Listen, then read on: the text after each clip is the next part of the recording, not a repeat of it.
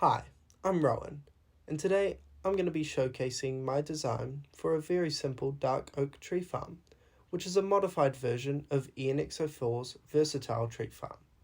I highly recommend you check out ianxofours' video before watching this one, as he explains the farm very well. This tutorial will show you how to modify his tree farm so that it works with dark oak trees. If you are looking to build this dark oak farm in your own world, you'll have to follow ianxofours' tutorial first, as this tutorial will assume that you have already built his tree farm. The link to his video will be in the description below.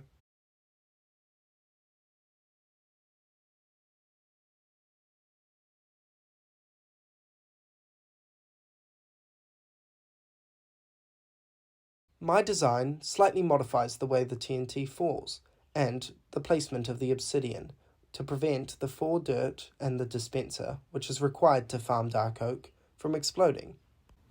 The player is positioned inside a composter, which is moved left and right by a sticky piston to allow the player to place all 4 saplings needed to grow the dark oak tree. The sticky piston is triggered by the same clock as the TNT duper. A separate clock triggers a dispenser to bone meal the saplings.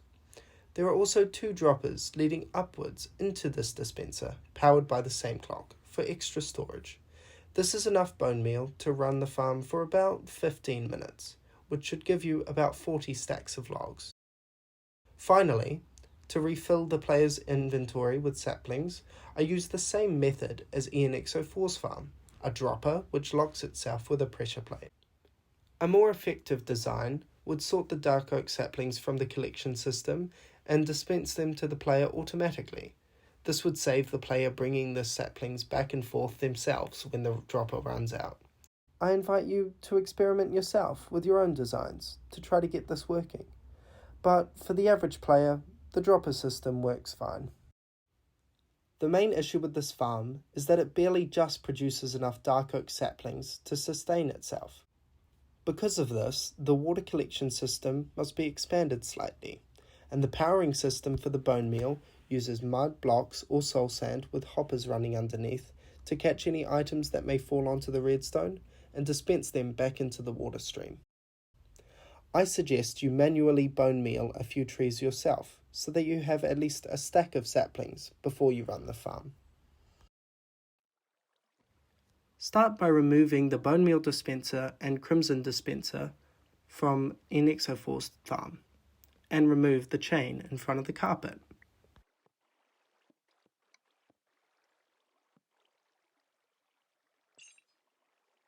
Where the chain was, pile up onto 3 solid blocks. Then place 1 solid block to the left and to the right of this final solid block. Down 1 and to the right, place a block and build a 4x1 platform as shown. Place 1 more block to the left and then make your way to the scaffolding tower. Now, 3 blocks up from the carpet, bridge out onto 2 scaffolding. Make sure this is in line with the tower from earlier. Then, place 2 more scaffolding towards the blast chamber. Place 1 observer facing the scaffolding, and on that observer, facing towards the player chamber, place a sticky piston. To the left of the piston, towards the blast chamber, place 4 solid blocks as shown, and then place 2 solid blocks on top of the piston. Here I make a mistake and I place a temporary block. Don't worry about that. Just make your way to the right corner and pile up onto 3 solid blocks. Jump down to the bottom of the chamber and 3 blocks up from where you're standing, place a temporary block. Use this to place a dropper facing downwards. Underneath that dropper, place any wooden pressure plate. Use a temporary block to cover the back side of the pressure plate with a solid block. Then, on top of the dropper, place an observer facing down, and on top of this observer, place a redstone dust. Then, place a lever onto the dropper and flick it so that it's powered. Place another lever to the solid block on your right, place a solid block to the right of the observer, and then an iron trap door to the right of the solid block in front of the lever. Break the dirt block, solid block, into obsidian blocks that are in the blast chamber.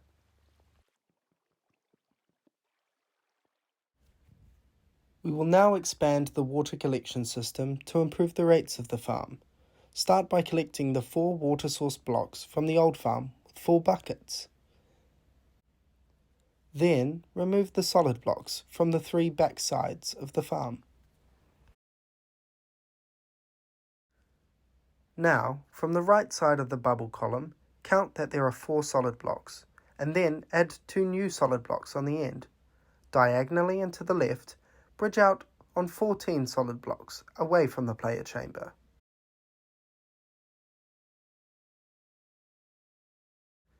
Then turn left again and bridge out 15 blocks.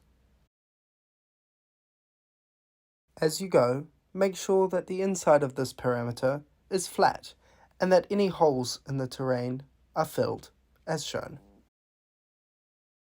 Now turn left and bridge out again on 14 solid blocks.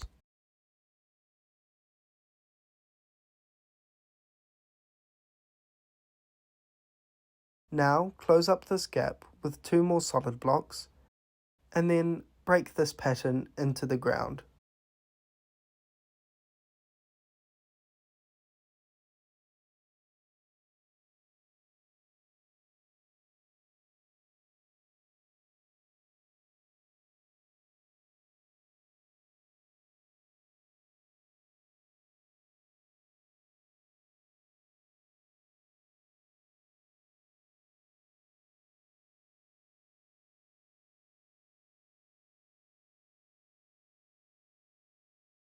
Now break all these blocks to even out the inside of this diamond shape. Close up the top of the water stream with 3 dirt blocks. Then temporarily remove the water source and dig out a 2-block deep hole behind this trench. Place the water back down at the end. Cover another 2 blocks from the old water stream and place 2 signs on the sides of this new hole. Go to each corner of this square, place a solid block, and then replace the water on top of the solid block.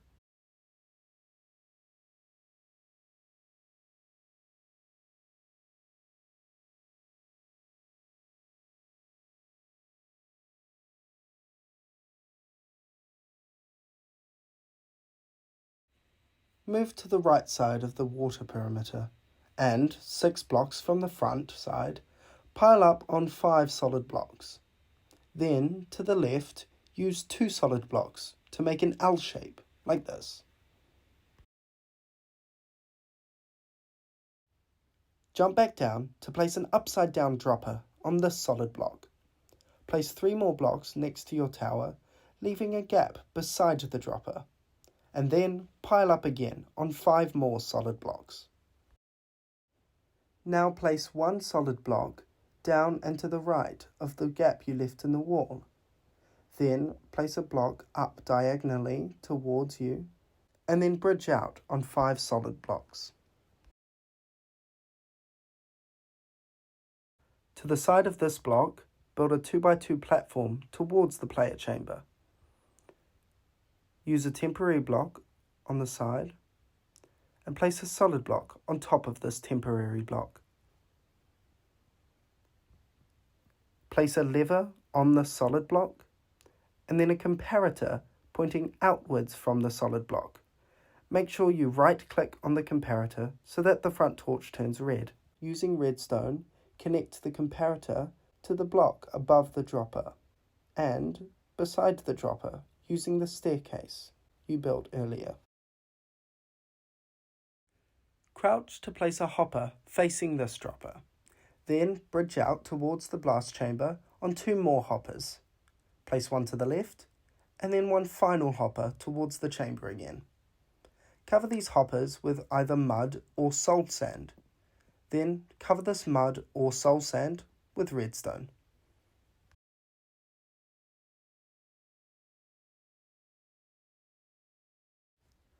Place a temporary block in this corner. Stand on it and then place a dropper facing upwards on the side of this block towards the blast chamber. Crouch and jump to place another dropper on top of this dropper facing upwards.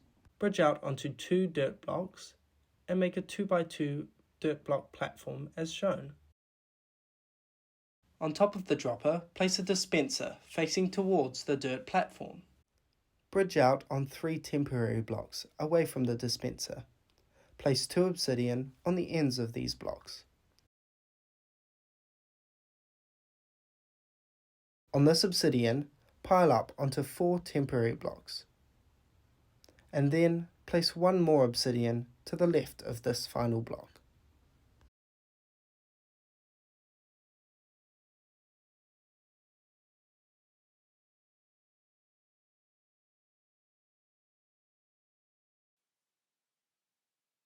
Finally, make your way to the top of the TNT duper. On the bottom platform, go to the far end and break the 2 solid blocks at the very end and the piston. To the left of where you're standing, bridge out onto 2 more solid blocks and place redstone dust on top of them. Then crouch to place a piston facing towards the blast chamber on the very end, as shown. Make sure that the lever here is flipped to the right. To start the farm, fill the dispenser and 2 droppers near the dirt platform with bone meal, then fill the sapling dropper. Place the composter to the left side of the player chamber. This is very important as the composter will explode if placed incorrectly. Then fill up every slot in your inventory with any random item, except for 1 hotbar slot reserved for dark oak saplings. Jump down to check that the first lever with the jungle and huge fungi sign is flipped up. Then flip the bottom lever to turn on the TNT duper. Make your way across the scaffolding to the player station. Flip the lever to your right to turn on the bone meal, and the lever to your left to turn on the saplings. Now fall into the composter. Make sure you are in the middle and moving side to side with the piston.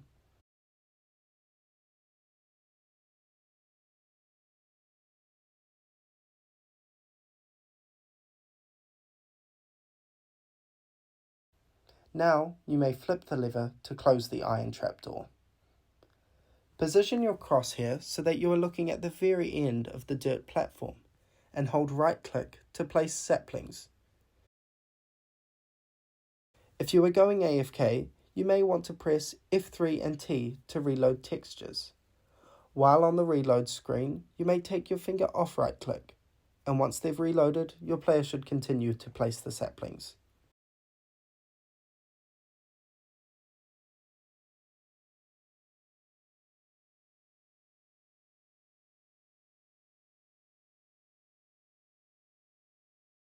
When you want to leave the player chamber, flip the 2 levers for the dropper and iron door.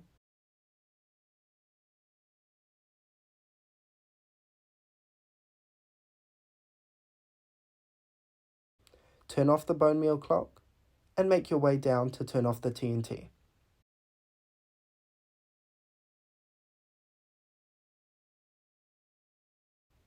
Make sure you return to the player chamber to collect the composter, which will have exploded. And check that the dirt platform and dispenser are still intact, as I've found they sometimes break when the farm is turned off. However, this won't cause a problem while running the farm. I recommend you store the composter in a safe spot near the farm. 2 final things to reiterate is the placement of the composter and the 2 levers from the original farm with the jungle and huge fungi signs. Firstly, the composter must be out of sync with the TNT to avoid exploding. When the TNT falls to the left, the composter is moved to the right, and vice versa. It is important you place the composter before turning on the TNT, and that you place it on the left side of the chamber, as shown in my demonstration. Lastly, be sure to double check that the lever at the top of the scaffolding near the TNT duper is flipped to the right, and the lever on the ground near the redstone clock is flipped up. The TNT will land incorrectly and destroy the farm if this is not done. There are two noticeable flaws with this design. The first flaw is the way the player collects the saplings from the dropper. The way the dropper design works is it auto-locks when the player stops picking up saplings, so that it doesn't dispense too many. This means the items must be dispensed to the side of the player, as there must be a pressure plate underneath the dropper.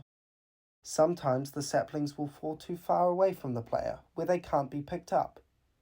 Through my testing, I have found that these few saplings usually explode after a few seconds from the TNT blast, which will allow new saplings to dispense and hopefully reach the player. This isn't super ideal given that the farm already doesn't replenish very many saplings. A better design could have a timer which dispenses the ideal amount of saplings over top of the player, but in my opinion, this system works good enough given its simplicity. Another flaw is that every 5 minutes or so, the player is knocked out of the composter. I couldn't figure out why this happened, but I found as long as the player is still inside the chamber, they will glitch back into the composter and the farm will continue working fine. This is why the player must flip the iron trap door to not be pushed out of the player chamber. I encourage you all to play with this design and improve it in ways you think could be helpful. There are still many aspects and flaws in this farm which could be redesigned and refined to improve the rates and reliability. A big thanks to ianxofours and everyone who helped with his tree farm design. He was a big inspiration for me to make this video, and he has many other elegant farm designs which I highly recommend you watch.